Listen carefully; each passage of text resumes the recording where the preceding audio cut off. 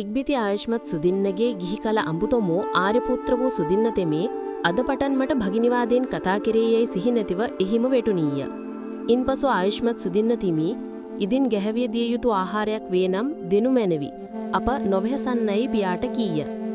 පුත සුදින්නය වළඳුණු මැනවි. ඊ ගැහැවි කීය. ඉන්පසු ආයුෂ්මත් සුදින්නගේ මව්ද පියාද ආයුෂ්මත් සුදින්නට ප්‍රණීත වූ කෑයුතු දැයද බිදිය යුතු දැයද සියතින් වැළඳ වූහ පැවර වූහ. ඉන්පසු ආයුෂ්මත් සුදින්නගේ මව්තුමෝ වළඳා අවසන් කළ පාත්‍රයෙන් ඉවතටගත් අත් එටි ආයුෂ්මත් සුදින්නට මෙය කීය.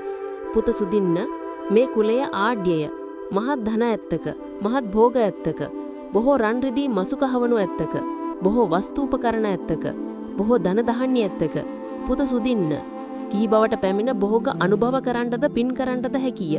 පුත සුදින්න එව තෝ ගිහි බවට පැමිණ බොහෝගද අනුභව කරව පින්ද කරව කියයි. මෑණියනි නොහෙමි නොහැක්කෙමි මම ඇලුනෙම් බඹසර හැසිරෙමියයි සුදින්න භික්ෂු කීය.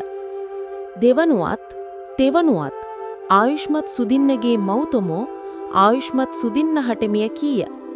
පුත සුදින්න මේ කුලේ ආඩ්‍ය මහත් ධන ඇත්තක මහා භෝග ඇත්තක බොහෝ රන් රිදී මසු කහවණු ඇත්තක බොහෝ වස්තුූපකරණ ඇත්තක බොහෝ ධන ධාන්‍ය ඇත්තක එහෙයින් පුත සුදින්න කුලවංශය ආරක්ෂා කර ගැනීමට බීජයක් පුතෙකු දෙව අපගේ දරුවන් නොමැටි වස්තුව ලිච්ඡවීහු ගෙන්වා නොගනිත්වා යනු ඊ.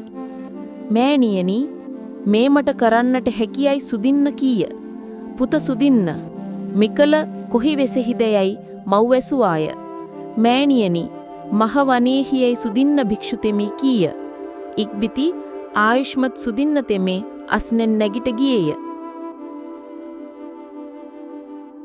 Jelly the dome.